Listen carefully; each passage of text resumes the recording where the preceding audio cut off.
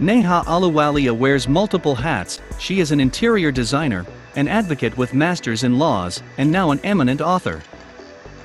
She is practicing as an advocate in Punjab and Haryana High Court. Other than this, she has indulged in philanthropic work, like spending time with underprivileged children, spreading awareness to women and children, especially in rural areas, regarding their legal rights. One of her projects has included getting children of migrant labor admitted to schools when they were denied admission for want of an Aadhaar card and other required documents. She has done various awareness programs in government schools in her city through state legal services. What she says about her latest book, let us listen. Knowing yourself is the beginning of all wisdom. Do you ever wonder, who am I? The first step to acknowledging this issue is to discover your identity. The earlier book, Explore Your Splendor, will wake you up with deep probes such as, how many times have you felt you could be a different person? How many times have you wished you were not the person you are? How many times have you questioned your thoughts and their limitations? People's identities change because of changes in circumstances such as marriage, motherhood, losing a job, relocation, and illness. In a marriage, people often take on the spousal identity that their partner wants them to have.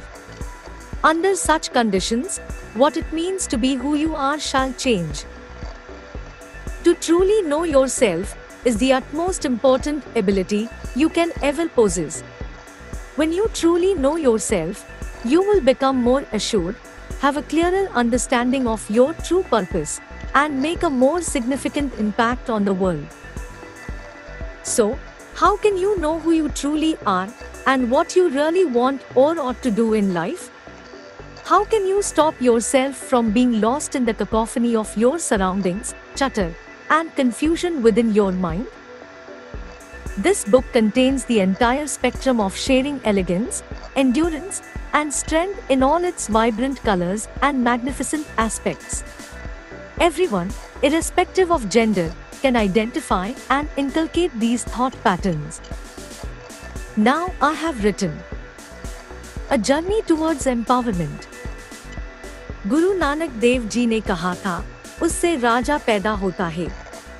महिलाओं से महिला का जन्म होता है, महिलाओं के बिना कोई नहीं होगा। Means, from heart, kings are born. From women, women are born. Without women, there would be no one at all. As long as women have lived, they have proven to be exceptional workers, primary earners, parents, homemakers, builders of world peace, and self-motivated leaders. And yet, they are still oppressed today, discriminated against, and face a lack of opportunity because of their economic status. It can sometimes be a life sentence of injustice and inequality to be born as a girl.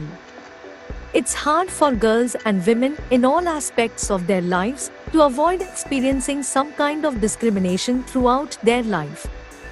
As a general rule, women's educational achievement is not always equivalent to that of men, and as a result, these gaps result in even greater inequality. Literate women are more inclined to have healthy, well-nourished, and educated children, and more likely to have financially successful paying jobs. This validates the proverb, educate a boy, and you educate an individual.